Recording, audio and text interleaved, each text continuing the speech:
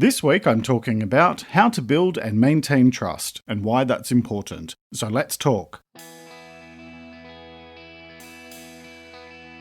This is Let's Talk About Mental Health, a weekly podcast full of simple ideas for better mental health. I'm your host, Jeremy Godwin, and I'm an Australian writer and speaker who spent most of the 2010s dealing with severe depression and anxiety. And that led me to change careers to study mental health. In this show, I use my knowledge of psychology, sociology, and counselling, combined with my personal experiences of dealing with mental illness, to bring you a show full of ways to improve your mental well-being. Each week, I look at one specific topic, and I go through simple things that you can do to improve your mental health. In this episode, you'll find out why trust is so important for your well-being, how to create and maintain trust with others, and what to do if your trust has been broken or betrayed. So, get comfortable and let's talk about mental health. Hello and welcome to episode 54, and thanks for joining me. Now, I have a quick announcement this week before I begin, and it's one I'm really excited about. Last week, I sent a message out to everyone on my mailing list, which you can join at any time at letstalkaboutmentalhealth.com.au/subscribe. You'll get episode alerts plus exclusive updates about the program before anybody else. So in that message from last week to my subscribers, I announced that I will be turning part of the final episode for 2020 into an Ask Me Anything session. So episode 59 will go out on December the 28th in Australia, New Zealand, the rest of the Asia Pacific region, and December the 27th in the rest of the world, so including the US, Canada, UK, Europe, etc. And I'm calling that one Looking Back, Looking Forward. So I'll be talking about how far we've all come in spite of the unique set of challenges that we've all faced this year. Not quite sure that the word unique fully describes 2020. And I'll be sharing some recommendations about preparing for 2021 in terms of your mental health and well-being. The exciting part is that the second half of that episode will be an Ask Me Anything session, where I'll be answering as many questions as I can from you wonderful people who listen to my podcast every week from all the corners of the globe. So, do you want to be involved? Your Ask Me Anything questions need to be submitted to me via the website by no later than end of day on December the 1st. Whatever your time zone is, by the end of the day on that date. So as I said, I'll answer as many as I possibly can in the final episode for 2020. Don't worry, I am coming back in 2021. Please keep your questions clean and be nice. So to submit your questions, you can head over to letstalkaboutmentalhealth.com.au/AMA2020. That's letstalkaboutmentalhealth.com.au/AMA2020. And that's the place to submit your question because the form is there that you need to fill out.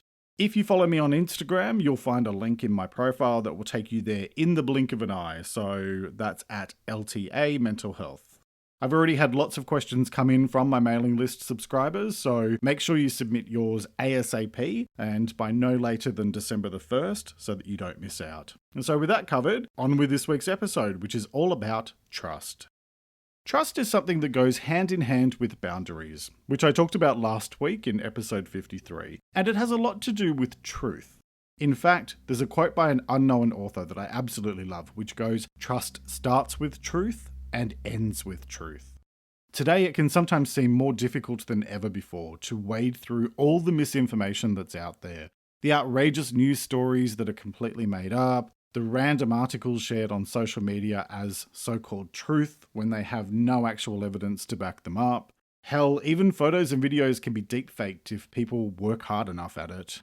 All of that stuff can be damaging to the sense of trust that we have in our broader world, and it takes a lot of work to be able to step back and critically analyze what we're being bombarded with day in and day out. And then on top of that, we have to contend with building and maintaining trust in our own relationships, with our partner, our family, friends, neighbours, co-workers, and so on. We want to think that people are kind and fair and have our best interests in mind. However, that's not always the case. And so we need to find a way to navigate trust that doesn't shut us off from the world entirely, but also which doesn't leave us being taken advantage of or having our hearts broken. And so how do you do that? How do you ensure that your most important relationships are based on mutual respect and trust? Well, that's what we're going to be talking about today. It's a big topic, but hopefully by the end of the episode, you'll have a few simple ideas that you can put into practice immediately, since that's the point of this whole show. So let's start with some definitions. What is trust? Trust is about having a firm belief in the truth or reliability of something or someone. When you trust someone, you believe that they will do as you expect them to. It's an important part of our relationships with other people, and being able to trust someone can go a long way towards influencing not just how we feel about them, but also how we feel about ourselves. You know, I've talked in previous episodes about how I switched careers a few years ago and completed a degree in psychology and sociology. And I chose those two subjects, one which looks at the individual and the other which looks at the group. I chose those two subjects because I very firmly believe that there's no real distinction between our internal world, the one we live in our mind, and our external world, which is the one we experience as we interact with other people and society as a whole. And so I think it's important that when we're looking at mental health, that we look at our overall mental health and well-being in a holistic way, rather than splitting our focus into just the internal or the external. And you know, I'm getting all philosophical, which I tend to do at least once every episode. Now, I was just talking to my partner about this in the car this morning. Don't get any big ideas. It wasn't some great big intellectual conversation. I was just commenting on how funny it is that I can finally justify specializing in those two areas. And that conversation led me to realize this very specific point that I think we need to remind ourselves about. We create the world around us through our words, our actions, and our feelings. Yet at the same time, the world around us creates us. What does that have to do with trust? Everything. If we trust ourselves, our experience is a very different one than if we don't trust ourselves. And at the same time, if we trust other people, the world is enormously different than if we don't trust other people. So why is trust important? Well, it's the foundation of every healthy relationship that you will ever have. And without mutual respect and trust, that healthy bit of the relationship cannot exist. Trust and healthy relationships go hand in hand. When we have healthy relationships in our life that are founded on mutual trust, honesty, and respect, it can go a long way toward helping us to feel good about ourselves, and it can serve to improve our self-esteem. But when our relationships are unhealthy and riddled with dishonesty or disrespect, that can have a detrimental impact on our sense of self-worth, and it can lead to issues like insecurity. A healthy relationship based on trust is one where you feel safe with the other person, where you know that you can confide in them and it won't be shared or used against you. And it's about being seen as a human being and giving the same level of respect and courtesy back. I talked about this a lot in episode 38, Relationships, and I encourage you to check that out. You can find it and all past episodes of Let's Talk About Mental Health at letstalkaboutmentalhealth.com.au/episodes, where you'll find audio for each episode plus full transcripts. When you deal with people outside of your immediate circle, there's a massive element of trust that goes along with it. Each time you hire a tradesperson to do work on your home, you're trusting that they know what they're doing and will do the job properly. If you or someone that you know goes to hospital, you're putting your trust in the doctors and nurses that they will provide proper care and kindness. Even at work, trust plays a huge role. Some of our relationships at work are purely transactional, in terms of interacting with specific people to get things done for the sake of our jobs. And then many relationships develop a layer of personal connection that in some cases can even develop into actual friendships. Many of my own friends are people I've worked with, and I think that comes back to the fact that I'm pretty much my authentic self in the workplace, if not a little better behaved than I might be at home. And that sense of connecting with other people on a human level can play a huge role in building and maintaining trust. And by the way, I'll be talking about authenticity as the topic for next week's episode. So how do you build and maintain trust? Well, let's jump into the how-to part of this week's episode. So there are 4 parts of this how-to section that I'll be covering today. The first is building and maintaining trust in relationships. Then I'll be looking at trust and the wider world. I'll be exploring what to do if your trust has been betrayed, and I'll be finishing up with a conversation about trust and ghosting. So building and maintaining trust in relationships. Regardless of whether you're thinking about work relationships or personal relationships, there's really no difference in terms of trust except for the level of intimacy, assuming that you're keeping your work and personal lives separate. So there's a few things to consider. The first is to identify what trust means to you in each situation. For example, at work or at school, that might mean trusting your peers to do their share of the group's work. At home, that might mean being able to discuss your innermost fears with someone that you're close to without them being used against you or shared with others. Each relationship is unique, and I think sometimes we forget to take a moment to step back and look at the big picture by making sure that we're clear about what trust means to us and then communicating that. And so often that can lead to misunderstandings because other people might not know what we expect of them. So take that time to identify what trust means to you. The next is to look at any issues around trust that might be present for you. If you've had your heart broken a few times or you've been betrayed by friends, then you're probably going to find trusting a new person to be difficult. And so that's a trust issue that needs to be confronted head on and dealt with. I talked about baggage all the way back in episode 7, so that may prove useful. However, for things that you might be really struggling with, it's a good idea to work with a qualified professional, like a counselor or therapist, so that you can dig deeper and address the root cause or causes. But by all means, check out episode 7 for more about baggage if that's applicable to you. My next point here is to be clear on your values and stick to them. Values like honesty, fairness, kindness, these are all things that go to the very core of who you are as a person. And so it's important to be clear about what your values are and then to incorporate them into all of your relationships so that you're being authentic, which can then lead to other people feeling more able to connect with you and trust you. And that flows into my next point, which is to set your boundaries and stick to them.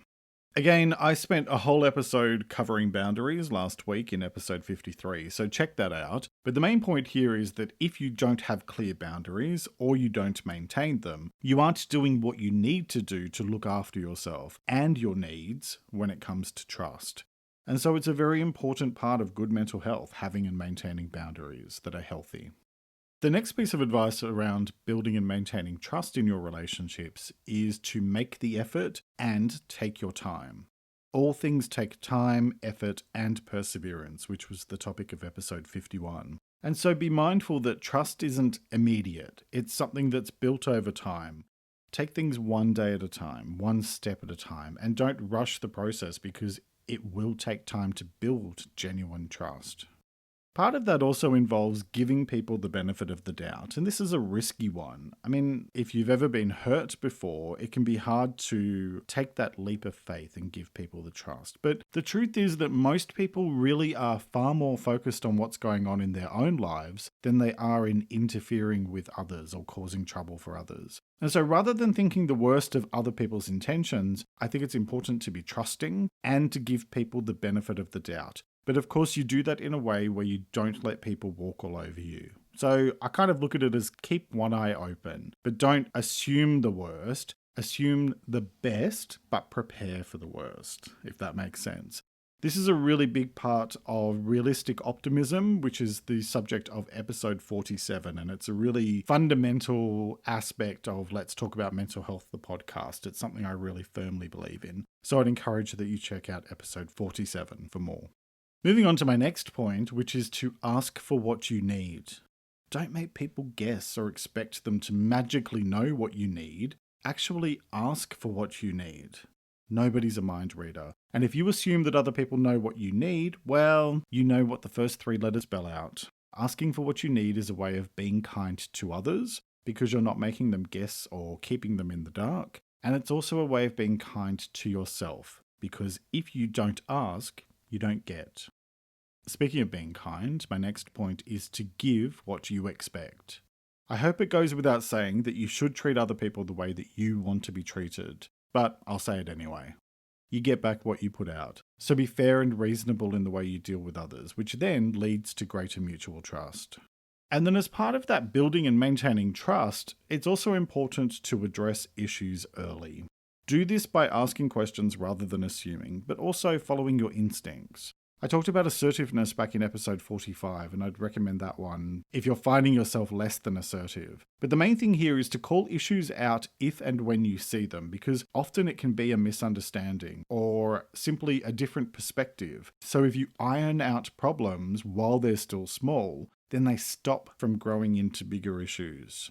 I use this a lot combined with my 3 strikes and you're out thing that I've talked about a few times before in previous episodes, and it works 99% of the time. But of course, sometimes things will happen that take you by surprise, and that's inevitable in life. You cannot be prepared for everything. But for the most part, if you tackle issues early, they have a much higher likelihood of working out more positively, or at least causing you less pain in the future in terms of dealing with deeper trust issues. So now I'm going to move on to some general advice around trust and the wider world and how you relate to the world. So in general, be curious, ask questions, know the difference between reliable sources and unreliable ones. Don't just take things at face value. I mean, don't go all the way in the other direction and become totally mistrusting, but instead search for and find balance in all things. Know the difference between a quality resource or news source and ones that are more about sensationalism in order to sell more advertising or drive a specific political agenda. Take the time to develop your critical thinking skills, and when you read or hear something, especially if it sounds outrageous, don't just immediately take it as truth. Explore, ask questions, find evidence from multiple reputable sources. You're responsible for what you believe, because your beliefs have a direct impact on how you interact with others and with the world. And so if you're buying into stuff or spreading false information, you're actually contributing to all the ongoing trust issues that we're facing as a society. As always, choose to be a part of the solution rather than part of the problem. And you make that happen by doing no harm, being kind, and giving more than you take. So my next section is, what do you do if your trust has been betrayed? Look, there are lots of different ways that this could happen. Of course, if we're talking about romantic relationships, infidelity or cheating is a big one, but it can also happen in friendships, family relationships, etc., due to lying, manipulation, theft, betrayal of confidence, broken promises, and so on and so forth. If your trust has been betrayed, there's a few things to do, and I'm going to draw from an article in Healthline, and I'll put the link in the transcript. So there's 6 points to cover. The first is communicate how you feel about the situation and what impact it has had on you. I've mentioned this a few times around episode 45 being focused on assertiveness, and I do so because I know for some of us it can be really challenging to be assertive and to actually address that stuff. But it is important that you communicate how you feel about the situation if your trust has been betrayed. The second point is take some time to consider the reason behind the lie or betrayal. Sometimes these types of things can be a symptom of a much deeper issue. And so it's important not to just react to what has happened, but instead to explore what is really going on and then confront and address the root cause. My third point is, if you need to let go of the relationship, then let go. This is always your choice, and only you can decide what's right for you. Something I talked about in both episodes 22 and 32. I'd also say here that knowing when you need to let go versus when you want to let go are two very different things. And as hard as it can be, it's important not to cling on to things that are no longer in your best interests, regardless of how scary that might be. Number 4, if somebody has betrayed your trust, and if you feel that you can find a way to move forward with them, communicate what you need the other person to do in order to rebuild the trust. Number 5 is know and accept that if something has broken, it will not repair in exactly the same way, because it cannot. You cannot go backwards. Something new will be created, and it can be an opportunity to grow, but it will never be identical to what it was before. And I think acceptance is a really important part of that. And I know I keep promoting previous episodes, but they're all of these episodes are all linked to one another. Acceptance is something I covered in episode 36.